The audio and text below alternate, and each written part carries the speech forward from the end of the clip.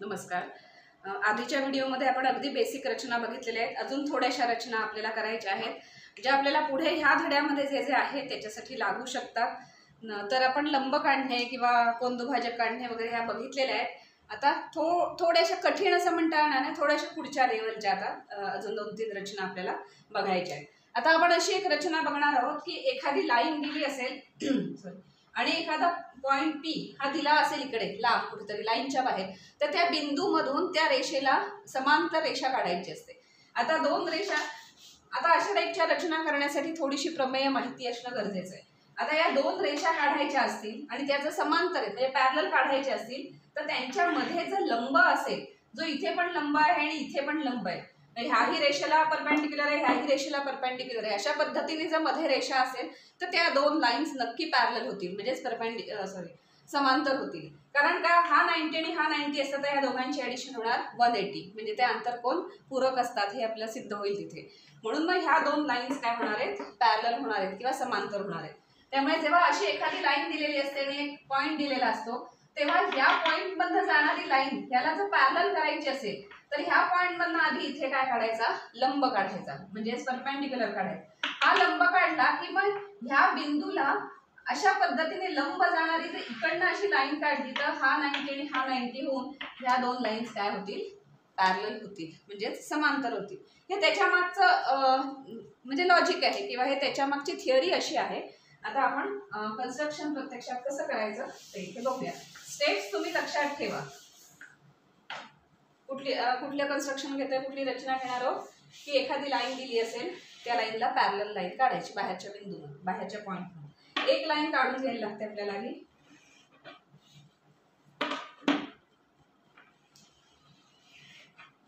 ही एक लाईन आहे. आता हा लाईन सेगमेंट नाही, ही लाईन आहे आणि याच्या इथे कुठेतरी असा पी हा एक बिंदू, ही एल ही रेषा आहे आणि पी हा कुठेतरी रेषेच्या बाहेर बिंदू आहे. यातून अशी आडवी लाईन काढायची जी एल ला पॅरलल असेल. ती काढण्यासाठी आधी काय करायचं, या पी मधून एल ला परपेंडिक्युलर काढायचा आणि हा एल ला परपेंडिक्युलर असा आला की ह्या परपेंडिक्युलरला अजून एक असा आडवा परपेंडिक्युलर काढायचा, म्हणजे मग इथला 90 आणि इथला 90 झालं की दोन लाईन्स पॅरलल होतील. असं दोनदा परपेंडिक्युलर काढण्याची प्रोसेस फक्त आपल्याला करावी लागेल. तर पी मधून काढूया आधी परपेंडिक्युलर. कसा काढतो आपण, या लाईनला असे सेम डिस्टन्स ठेवून असे दोन कंस होतील असं करतो. त्यानंतर हा बिंदू हा पॉईंट घेतो, या दोन पॉईंट मधनं हाफ पेक्षा अंतर घेऊन दोन कंस काढायचे दोन्ही बाजूने आणि आता हा इंटरसेक्शन पॉईंट आणि हा पॉईंट जोडला की काय होणार आहे, परपेंडिक्युलर होईल.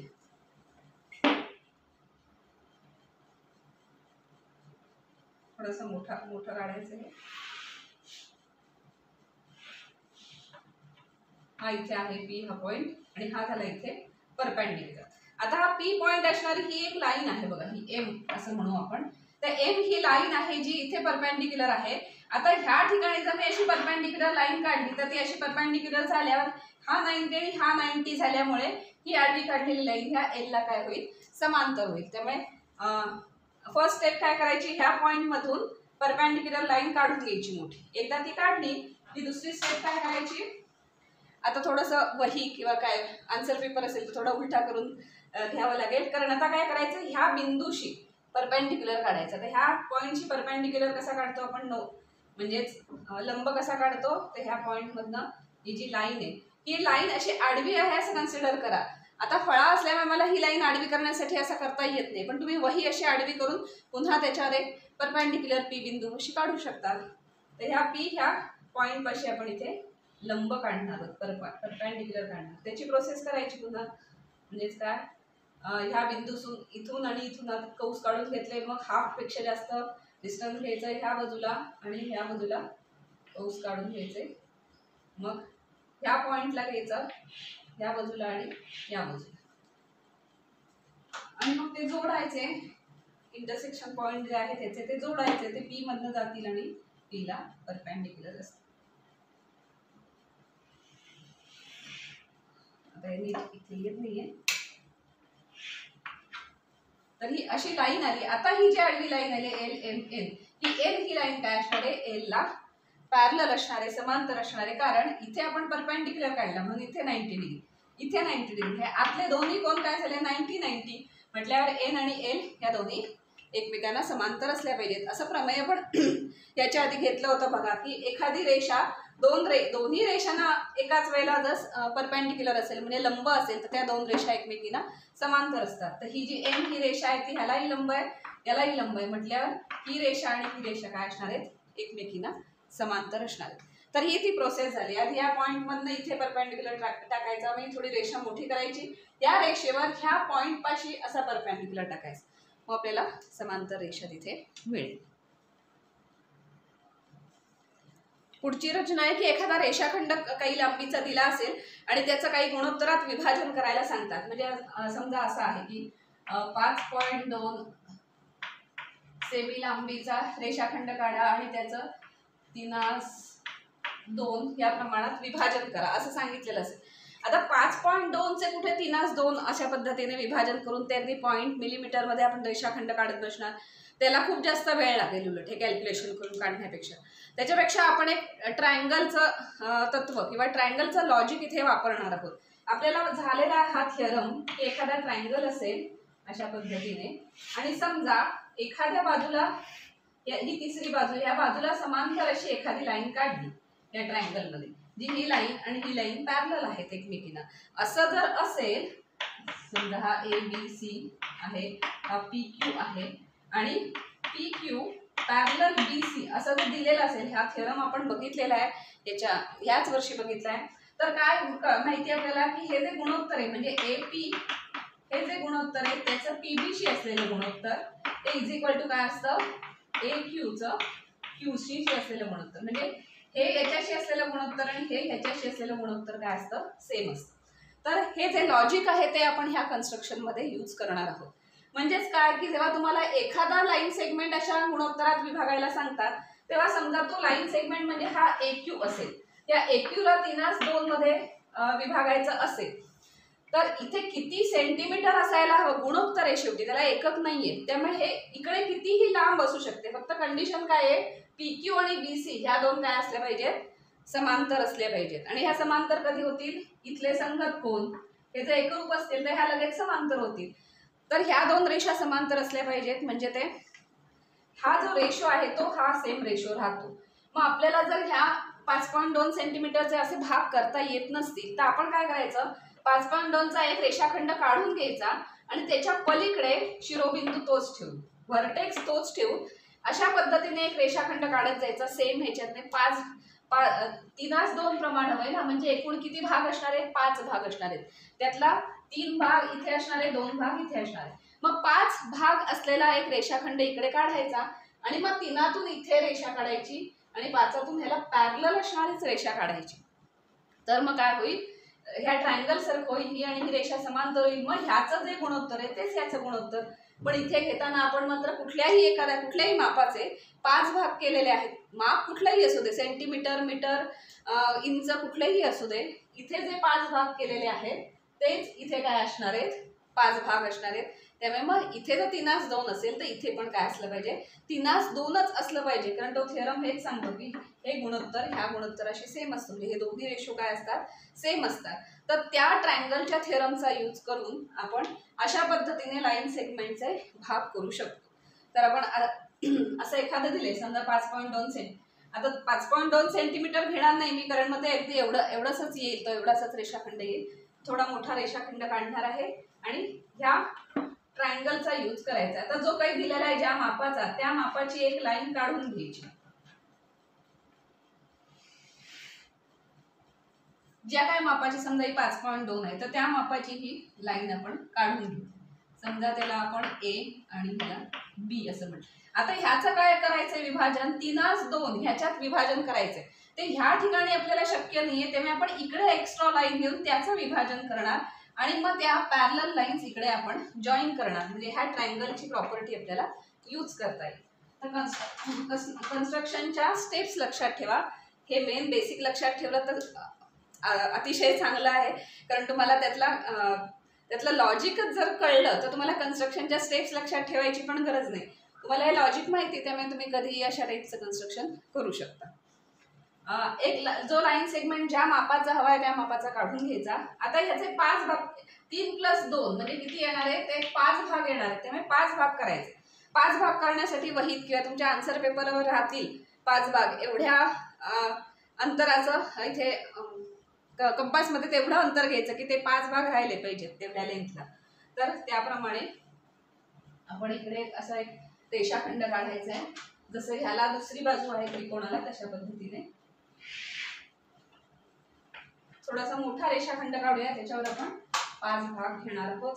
तर कुठल्याही साईजचे चालतात, कारण शेवटी ते गुणोत्तर आहे, त्यामुळे 1 इथून पुढे 2, 1 आणि 2 भाग झाले, पुढे 3, हे 4 आणि हे 5।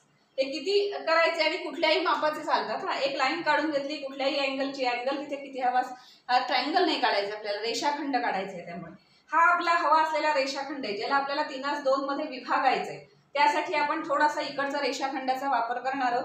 या रेषाखंडावरनं अशा पॅरलल रेषा अशा आणि अशा काढल्या की मग ह्याचं आपल्याला 3:2 मध्ये विभाजन दिसेल। त्यासाठी आपण काय केलं की कंपासमध्ये कुठलेही एक अंतर घ्या, ते तुमच्या वहीत राहील। ह्या रेषेवर 5 आपण हे केले, म्हणजे 1 2 3 4 5 असे 5 हे झालेले आहेत सेक्शन झाले। आता आपले हे 5 भाग करून झालेत। आता इथे कशी AB ला 3:2 मध्ये विभागायचंय। मग आता बी आणि ह्या बिंदूला शेवटचा जो 5वा भाग आहे संपतो तिथे सी असं आपण नाव देऊ। समजा हा ABC हा ट्रायंगल तयार झालाय, तर आता आपल्याला इथला बिंदू काढायचा। हा नक्की कुठे असेल आपल्याला माहिती नाही, तो कसा असला पाहिजे, 3:2 विभागणारा हा Q हा इथला बिंदू हवा। तो Q हा बिंदू म्हणजे Q हा पॉइंट इथे कुठे आहे नक्की हे काढण्यासाठी काय करावं लागेल, हा 1 हा 2 आणि हा 3 म्हणजे ह्या बिंदूतून ह्या P ह्या पॉइंट मधून आपल्याला अशी इथे रेषा न्यायला लागेल जी Q मध्ये इथे छेदेल आणि मग AQ आणि QB चं कसं होईल 3:2 मध्ये विभाजन होईल। पण आता ह्या P मधनं अशी कशी रेषा काढायची की आणि ती नक्की कुठे छेदेल AB ला हे आपल्याला माहिती नाही, आणि अशीच काढली तर ती जी छेदेल ती एक्झॅक्टली त्या 3:2 करेल याची गॅरंटी नाही। म्हणून आपल्याला काय करायला लागेल, ह्या AC ला सॉरी या BC ला समांतर म्हणजे या BC ला पॅरलल लाईन काढायला लागेल। BC ला पॅरलल PQ काढलं तर कन्फर्म 3:2 हे विभाजन होईल, कारण का इथे 3:2 आहे, 1 2 3 हा इथला भाग आहे आणि पुढचा 1 2 हा भाग आहे। एकक काही असू दे, हे जेवढे 3 भाग आहेत तेवढ्याच लांब, हा एक भाग जेवढ्या लांबीचा आहे तेवढेच सगळ्या लांबीचे भाग आहेत, त्यामुळे सेम आहे ते। त्यामुळे हे 3 भाग झाले आणि हे 2 भाग झाले, त्यामुळे इकडची बाजू 3:2 आहे। AP छेद PC किती आहे, 3/2 आहे। AP/PC इज इक्वल टू किती आहे, 3/2 आहे। आता आपल्याला Q बिंदू असा घ्यायचा आहे, AQ छेद QC म्हणजे मग तो पण होईल 3:2 आणि मग हा आपला विभागला जाईल, असं त्यामागचं सगळं तत्व आहे। मग आता ही लाईन कशी नक्की काढायची यासाठी काय करायला लागेल की BC ला ती समांतरच असायला हवी, तरच त्याचा उपयोग आहे, तरच हे फॉलो होतो असं आपण म्हणणार आहोत। मग BC ला समांतर कशी काढायची, तर हा जो अँगल आहे, आता संगत कोणाचा वापर करायचा आहे, करस्पॉन्डिंग अँगल जर कॉन्ग्रुएंट असतील तर लाईन पॅरलल असतात, म्हणजे संगत कोण एकरूप असतील तर लाईन काय असतात, एकमेकींना समांतर असतात। तर हा कोण किती आहे, तर हा मोजत नाही बसायचा, आपल्याला एकरूप कोण कसा तो काढायचा ते माहितीये। त्यामुळे हा जो कोण असेल तसाच्या तसा इथे जर मी कोण काढला आणि जर अशी लाईन ड्रॉ केली तर हा कोण आणि हा कोण एकरूप होतील आणि ही रेषा आणि ही रेषा समांतर होईल। त्यामुळे आता आपल्याला Q हा बिंदू इथे शोधायचा आहे AB वर, जो PQ पॅरलल BC असेल अशी लाईन आपल्याला ड्रॉ करायची।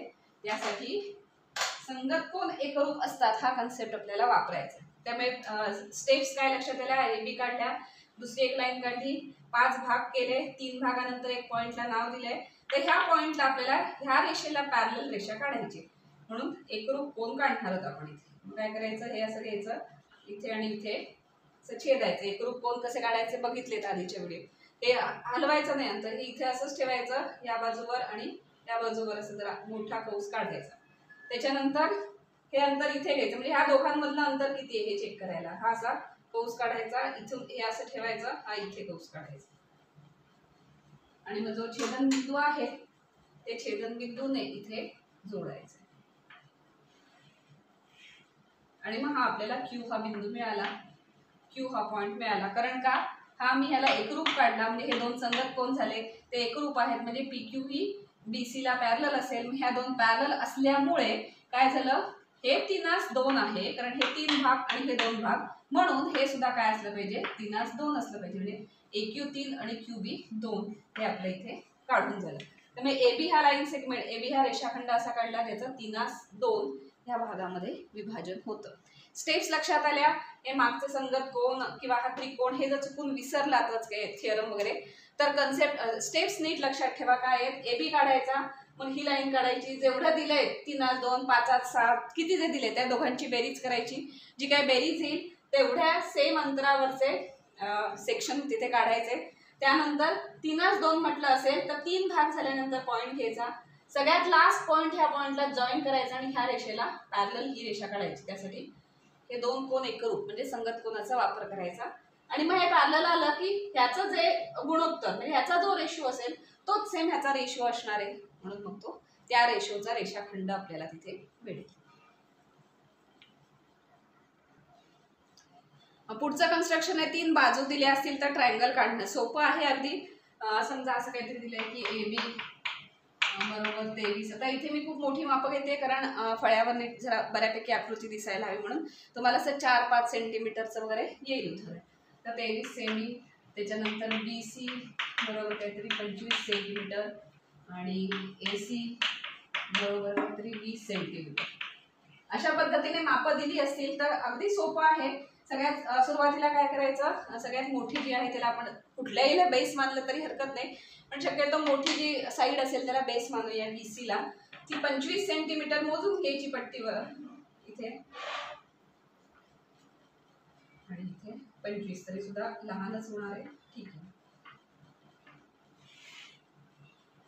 तर हा BC झालं, हे झालं किती आहे 25. त्याच्यानंतर आपल्याला AB काढायचे 23 आणि AC काढायचे 20. आता आपल्याला A बिंदू घ्यायचा आहे, तो इथे कुठे येईल आता आपल्याला माहित नाही. मग त्यासाठी काय करायचं, कंपास घ्यायचा आहे. कंपास मध्ये समजा आपल्याला AB काढायचंय तर B पासून A म्हणजे ह्या दिशेचा आपल्याला रेषाखंड काढायचा आहे. मग ह्या दिशेचा नक्की कुठे असेल आपल्याला माहित नाही, त्यामुळे आपण कंस काढून घ्यायचा. मग C मधून एक रेषाखंड काढायचा. मग दोन्ही रेषाखंड जिथे छेदतील तिथे मात्र नक्की A हा पॉईंट असेल. त्यामुळे दोन्ही बाजूने आपल्याला कंसाने कंपासने कंस काढायला लागणार आहे, म्हणजे आर्क काढायला लागणार आहे. मग आता AB हे अंतर किती आहे 23 सेंटीमीटर. मग पट्टी घ्यायची, कंपास मध्ये जायचा आणि 23 हे डिस्टन्स असेल ते कंपास मध्ये घ्यायचं. त्यामुळे 23 हे मोजायचं कंपास मध्ये. एकदा त्याच्यात आलं ह्या कंपास मध्ये की AB म्हणजे ह्या बाजूचा काढतोय त्यामुळे B वर पॉईंट ठेवायचा आणि जरा मोठा कंस काढायचा कारण पुढचा छेदणारा कंस असणार आहे. इथून कुठे छेदेल नक्की माहित नाही, मग तो अपुरा पडतो, परत करायला लागतं, म्हणून मोठाच काढून ठेवायचा.